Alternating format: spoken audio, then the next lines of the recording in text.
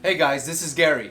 I've discussed about the LT5 engine in my C7 Corvette ZR1 and C8 Corvette video, which I'll link to above. I want to expand some more on it in this video. Let's go back and take a look at the recently released document from GM regarding the future dual overhead cam V8 LT5 engine and dissect it. It'll be gasoline powered, have 8 cylinders, 6.2 liters in displacement, have a spark ignition direct injection system, have dual overhead cams, use variable valve timing, be made mostly of aluminum, and made by General Motors. I'm not sure if it'll be General Motors North America like the above LT1 and LT4. It'll also not have any forced induction. Just look at the LT4, which has SC for supercharged, and it's not found on the LT1 or LT5. The LF3 right above it has twin turbo, and it's not found on the LT5 also. These items tell me that the new LT5 engine will be naturally aspirated. The LT5 is more similar to the LF3 right above it, excluding these items, than the LT1 and LT4. If it's similar to the LF3, then there's a possibility of a twin turbo setup for future C8 DOHC or C8 ZR1. I think the key here though is that the LT5 will be made specifically for the Corvette platform only. You can see there is only one reference letter Y in this column, which refers to the Corvette. Comparatively, looking at the LT1, there is only references to A and Y. The LT4 references A, K, and Y.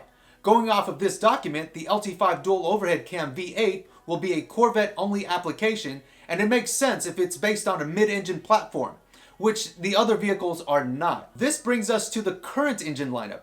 There is no dual overhead cam V8 that meets the current LT5 specs. Being that it's part of the current LT family, I would think that it's a possibility to use the short block and install a pair of dual overhead cam heads. This is not something new to Mercury Marine, who has helped GM develop the first LT5 ZR1 in the 90s. They also have experience engineering and manufacturing dual overhead cam heads for the LS family series of engines. Here's an example of their work.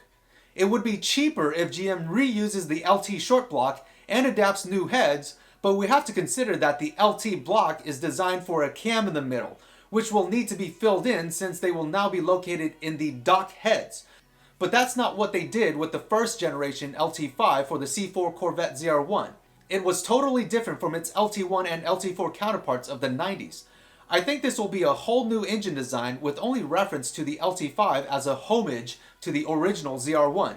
It would make sense for Chevy to get into a mid-engine platform since all the other exotic or supercars are already doing it, especially the upcoming Ford GT. There are limits to a front-engine rear-wheel drive car, and Chevy looks to have reached them.